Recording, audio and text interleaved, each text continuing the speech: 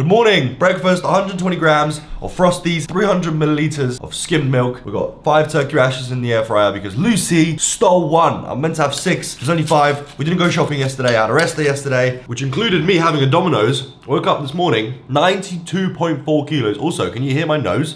I've got like a sniffly little nose. Literally, I woke up, I was like, do I really have to get a sniffly nose? I've just started like training, and it's gonna get heavier and everything's gonna get a lot like harder. I do not need a sniffly nose, cold, or any flu symptoms to ruin my recovery for my training, which I want to push as hard as possible. I got the other half of the breakfast. I'm gonna give you the calories and macros on the screen for you right there, so you can see what's going on. Also, after my breakfast, I'm gonna show you everything that we did yesterday, because I completely changed around the living room. I'm sure you can tell a little bit that I'm sitting in a different spot, but I got a new setup. Everything that I have is old, but I've put it in a new way. I've added an extra thing or two. I've got things to show you, okay? I'm excited because it's just like, I've streamlined everything for work, which is I'm just gassed about, all right? I'm gonna show you in a minute. This is what the setup looks like. Primarily, most important thing, reach on the screen. I'm not kidding. Basically, I had 2 monitors before, now I've got 3. All right, look at it. Take it all in. Now, having 3 monitors is where the real good life starts, because now I can do anything, all right? 2, productivity, usefulness, work, whatever, good. 3, that's what I'm talking about, okay? I got my headset here. Then, I've got the cool things I need to show you. Look, underneath this monitor, you've got things that are plugged in, but it's like, okay, listen, a PC only has a certain amount of USB ports, unless you just start adding in like loads of dongles and stuff hanging around everywhere. I didn't realize until literally yesterday when we were like flipping the monitors and stuff like that. These have USB ports. So to this monitor, I've got plugged in my mics, which I rarely ever use, but they're charging now. They have a place and they're charging at all times, so they're ready. Into the monitor is plugged in my earphones for the gym, which is always charging as well. Then, I think again, oh no, that's plugged in. Then I've got my camera batteries also plugged in into the same monitor. So there's 3 things plugging into one, which is fucking crazy. Then, main monitor, what have I got plugged in? I've got plugged in a USB-C thing, which is charging. Oh no, yeah, that's right. It's charging my camera batteries. So these 2 monitors are charging everything that I need, like my mics, my earphones, my batteries. This is a 360 hertz screen, by the way. This is for like mega esports gaming. Like, do you know what I mean? Like the best, fast response rate, whatever. There's the 4K screen, which is like color accurate. It's for the videos. Then I've got another, I think it's like 260 hertz screen. It's my old screen before I got this one, but I never got rid of this one. So I kept all of them, and yeah, there you go. And then as you take a seat here, I've got a couple of things. So I've actually got 1 dongle because I've got too many things in that I need to plug in on a regular basis. I've got my SD card reader here, reads like 2 cards. So I can just take stuff out, put it in the cam, take it out, put it in the thing, edit, whatever. I've got an external hard drive, which I use for like backing stuff up and putting stuff on my phone. And then I've got my little supplement drawer with like omega-3s and, I don't know, taurine, whatever, bullshit, got Accutane there. Pretty cool. And it's facing the windows now. And so before it was facing like this, right? This part of the room. And now it's facing just here. Windows are blowing here. Blowing, I mean glowing. Also, because I now sit here and the camera is pointing this way, I thought, what a fantastic place behind me to put some overdrive. Look at that. So I've got a nice little shrine of overdrive here. Lemons and blue raspberry. And then I got some old school tubs. So these are the first ever design of the overdrive tubs. Look how like scuffed that looks. There's just nothing to it. Like, it looks nice, but in comparison to this, like, we've made such a huge improvement. Like, between that and that is crazy. Got a little pump. There's a little Gymshark case, a couple of plants, make it look nice. That's Lucy's job. Well, it was your idea, and you plugged everything back in. And yeah, there was a bit of teamwork involved, but I reckon about like 80% of the work was me, guys. Dave's like not saying anything. I'm like, right? It was right? Anyways, the overdrive display was all me, like 100% me. Yeah. So I think that looks lit. A bit like that one, but that one's kind of fucked up. I need to redo that one. Yeah. Agenda for today, my push training session is gonna be no pussying about, we're going for a PR, all right? We're going for a PR. 150 kilos on the bench for set of 8. If I hit all 4 sets of 8, or even if I hit 3 sets and then on the last set I fail, and it's gonna be 7 or something like that, so be it, mate. Whole point being, new weight, new stimulus, mindset, you know what I'm saying? Like, because if I just come in and just did the same thing as before, I've done it. I've done it again, but now it's a new weight. Yeah, it's only a kilo, but if you guys bench, right, you know exactly what a kilo on the bench press feels like. You can just be banging out a normal set. Next set you go, oh, that was easy. Bang a 1 kilo on your side. All of a sudden you unrack it and you feel like it's breaking your whole body. That kilo makes a difference. And also, for some reason, people have this weird misconception about training and whatever. that you need to sort of make bigger jumps. Like, no. You can't.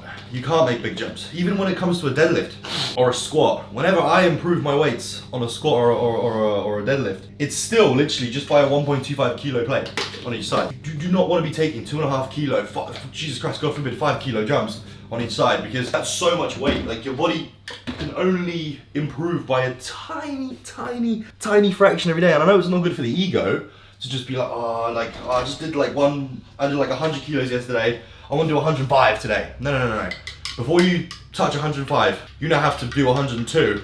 That feels normal. Then 105 is going to feel difficult, and then you just keep going like that, right? If you want to lift for a long time and you want to get really strong and you want to get really big, it's all about the tiny increments, right? In the same way that you would bulk. You wouldn't just go, okay, you're starting your bulk, so you say you maintain at like 3,000 calories. I'm starting my bulk 5,000 calories today. No. Your maintenance is 3,000. All right, for a couple of weeks or for a week or so, 3,800, say. Just make it just like a little small jump, 3,800. See how that goes, all right? You get used to eating that, your body adapts a little bit, or you've got another extra meal or, you know, more carbs in each meal. Boom, feel good? Good, all right, let's get a little bit more uncomfortable. 4,200, 4,100. Boom, get that, milk the gains out of that, and you keep going and you keep going and you keep going. You know what I'm saying? It's not just about like, okay, because I know what it feels like. Just like, I want to get this done. I want to do it, right? When it comes to losing weight, when it comes to losing fat, you can do sort of a crash diet, not crash diet, but like a more aggressive fat loss. If you know what you're doing, you can do an aggressive fat loss, because fat is so easy to come off that you just lower your calories. As long as you're training hard, as long as you're getting your protein in, as long as you're sleeping, you're going to keep your muscle, you're going to be fine, right? You lose the fat, bosh, you're in a better place, you're ready to go. Muscle gain, strength gain, slow gain. Muscle is so incredibly difficult to put on. So just remember, the smaller you can make the increments over time, the better off you're going to be, right? Because you're going to limit injury, you're going to maximize recovery, make sure that you're gaining weight.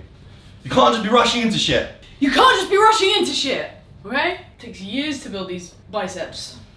It's true. It's true. Muscle is the slowest process.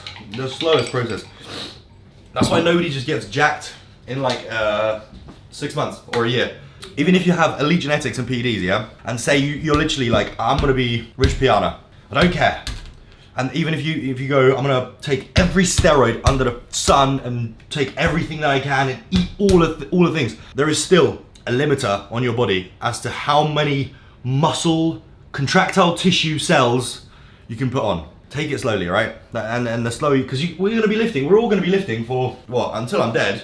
I'm gonna be lifting on my deathbed. Do you know what I mean?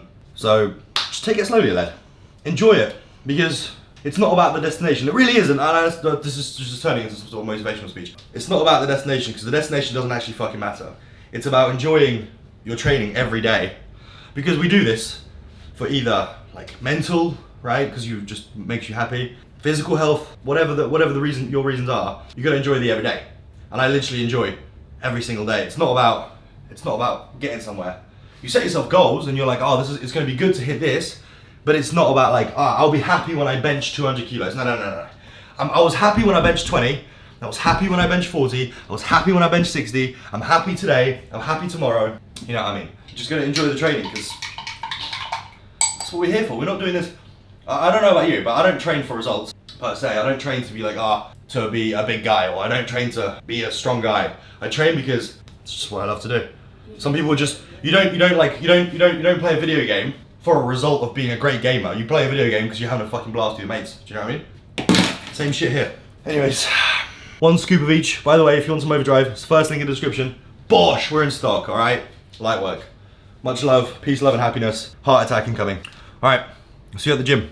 I just realized I have to take the bench out of the car today because I'm benching. Also, my hair is so grown out, lad. Look at this. Buzz, mega grown out. Lucy's like, are you gonna get a haircut?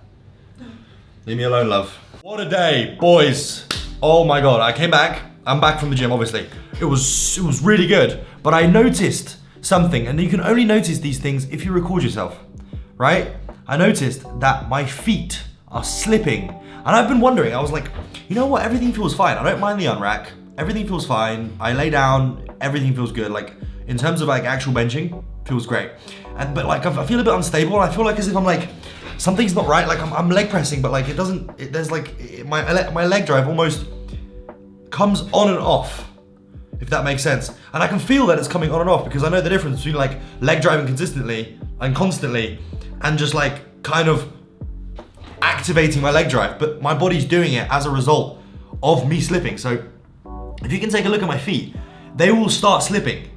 Like when it gets heavy enough, they just, because I'm pressing so much on my legs, because I'm trying to keep myself stable, right? They just start slipping, and that slippage creates instability.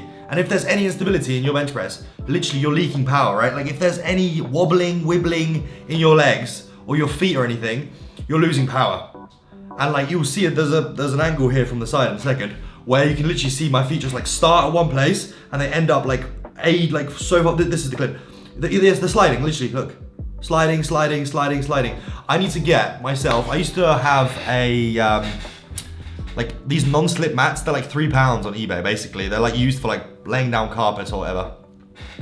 I used to use them on a bench, like the like shit commercial gym benches, because they're so slippery. I use a anti-slip mat on the bench, so then when I lay down, I wouldn't slip on the bench, right? Because that's another thing that happens on benches. Like it's just, there's so many variables that can go wrong. I'm gonna grab that and I'm gonna put it under where my feet would be, so then when I put my feet down, they won't slide. Because it's actually dangerous. Like if I'm going, say I'm going for 1 rep max and it's super heavy, and I'm trying, and I go down and I'm trying to leg drive and I slip. Number one, what I could probably like tear a hamstring or like blow my quad out. And number two, if I just have like some weird instability when I'm doing a 1 rep max or a 3 rep max, something goes wrong. I'm tearing my pec, I'm breaking my shoulder, I'm tearing my tricep, it's going on my face, it's killing me, right? Basically.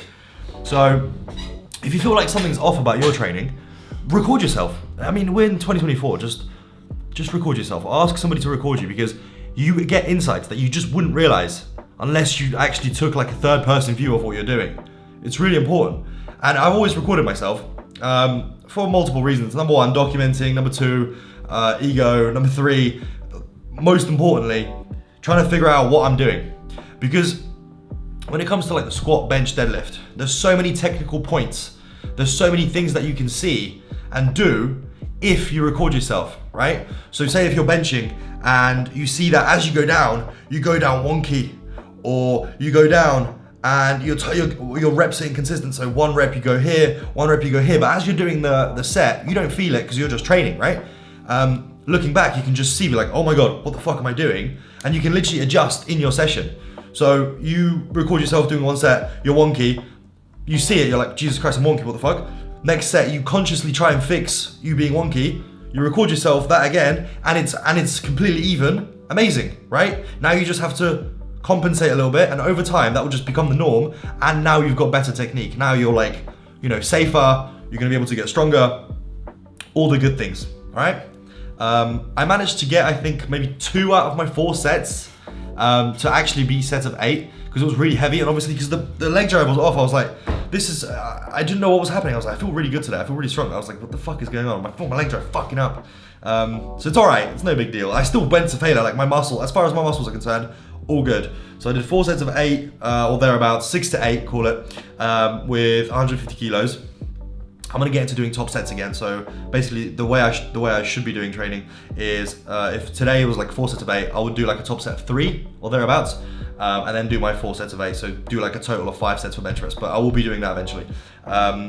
Moved on to doing shoulder press, which was literally, I think it was just 4 sets, or maybe just 3 sets. Sorry, because I was so pumped of literally 15 to 20. Then I moved on to the pec deck, which I'm trying to show you.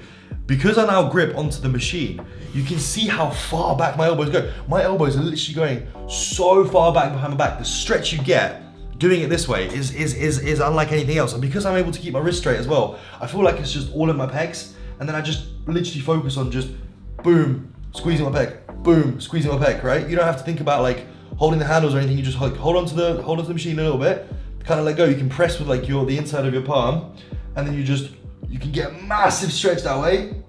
Boom, in. It just feels a lot better. Speaking of a lot better, I did 3 sets of, I think like 12 to 15 on the chest flies, and then 4 sets of lateral raises here, strapped in, and I strapped in, let go of my thumb, eventually I will let go of my thumb because I figured I was like, something's not right. And when I'm strapped in and I let go of my thumb, now all of a sudden it's like I can just drag my elbows up, all the way up and above, right? You can get a deeper, longer range of motion, which means you can probably eke out more gains. And it feels like my side delts are getting even more smoked than before, which is great. I put the clips in the wrong order, so it was the last set was first, and the first set was the next one. So I did let go of my thumbs in the end, you know. So I did 4 sets of that. I did a little drop set at the end as well, and then I'm back on the rope because I figured, I was like, what's the point of doing single arm? It takes ages, whatever. And they have long ropes at this gym, so a long rope, you can just like, it's essentially just like doing 2 single arms because you have so much more range of motion with a long rope, right? So I just stuck to that. 3 sets of 12 to 15. Felt really good. The rope is so classic, mate. So classic. But the session was absolutely insane. My pumps were so insane. I was struggling to finish my sets because of the pumps. And I think it's literally down to the carbs. And then I hit a little pose down. I'm gonna keep doing these like daily check-ins essentially, just because for document's sake, I will see how much I'm gaining. Like, I'm gaining weight. I'll see that I'm getting bigger in certain areas, what areas need improvement, yada yada blah de blah. I hit like a lat spread because I was just like, why the hell not? But yeah, I've definitely gained a tiny bit of like water glycogen, you know, that's why my pumps are so insane. But yeah, if you're new around here, lad, please subscribe. Let's go. First full session ends with me having to take out the bench. It's actually not that big of a hassle, like actually whatsoever. If you feel like your benches at your gym are shit and you've got the confidence of 100 men, just put it in your car. This bench, by the way, how much would you guess this costs? Guess, how much does this cost? Good piece of equipment, by the way. £150. I've had it for years. It's literally indestructible, by the way. I've had it in my car, I've had it in my own gym, I've had it at the other gym. It's been ran through like crazy. Literally looks as if nothing has ever been used. Crazy, £150. Yeah. And you can literally, I just bang it in the back of my car, take it out, bring it in. You just ask the gym owner maybe, or like just come in with your bench. I mean, if you go to a pure gym, you're definitely gonna get laughed at and your mates are gonna be like, what the fuck are you doing? But if you wanna be bigger than your mates and you don't like benching on shit benches, 150 quid, not bad. You also had to have a car that's like big enough to do this as well. No, I'm pretty sure this would fit. This would fit in like my, I don't know about TT, yeah, definitely but not the TT. it would definitely fit in like a normal hatchback, Fiesta, Golf, light work. There's nothing special about the width of my car. Wally the blood clot smoking out the air. Seen the music that goes do, ba-do, ba-do, ba-do.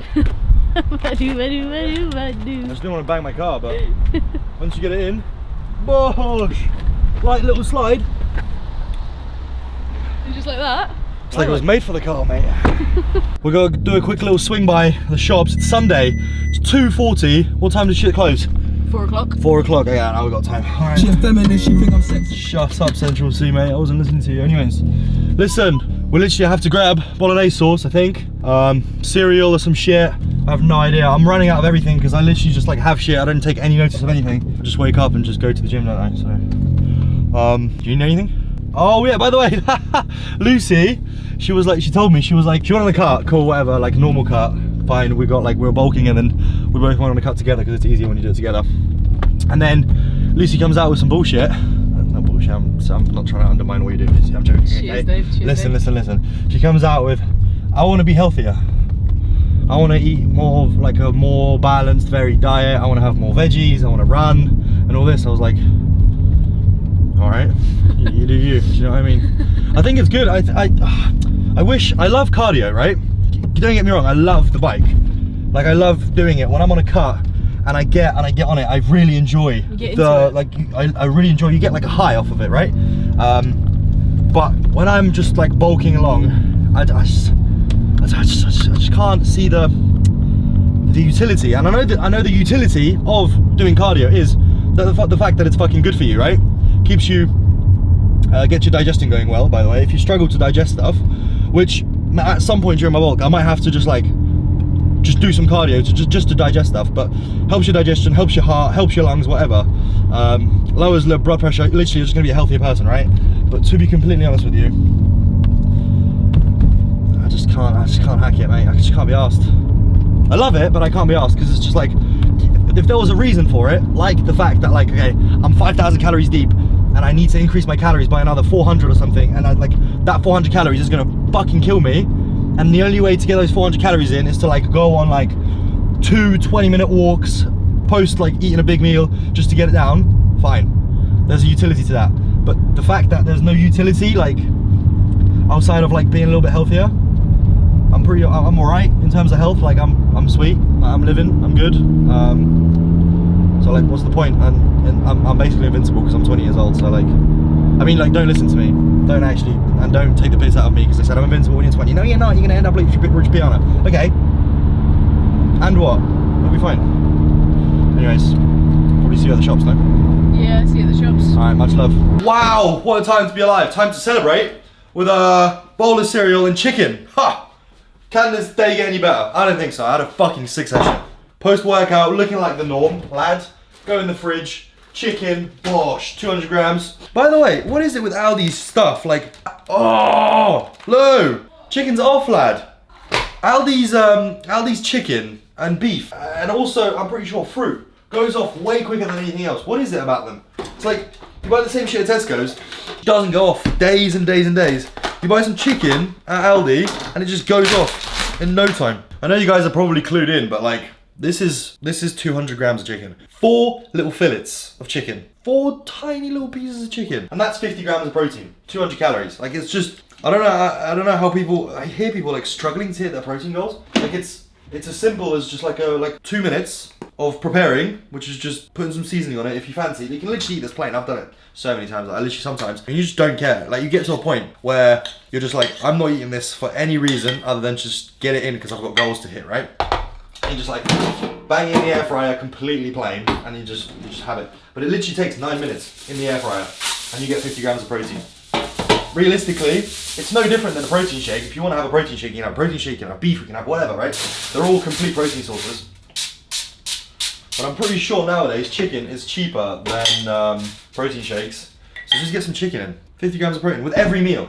Like, you can change that for beef. You can change it for tuna, you can change it for turkey, you know what I mean? It's really simple to just like supplement these things in and out. But 50 grams of protein with every meal, and then you're never ever in your life are gonna struggle to hit protein ever again.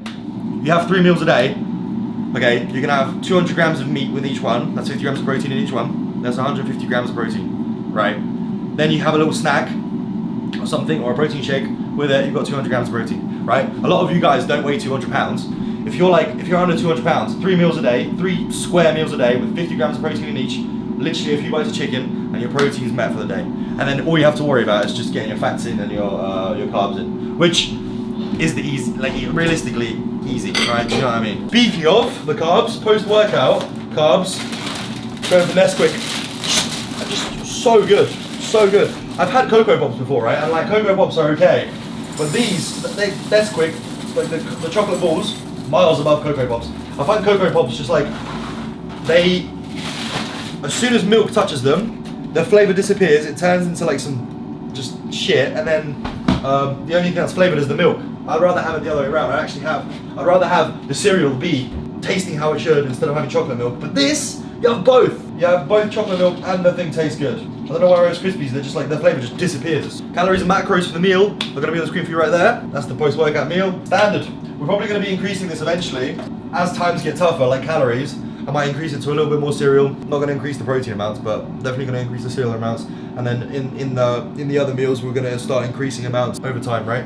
Or I'll just add in another meal, depending on what's going to happen. Cheers.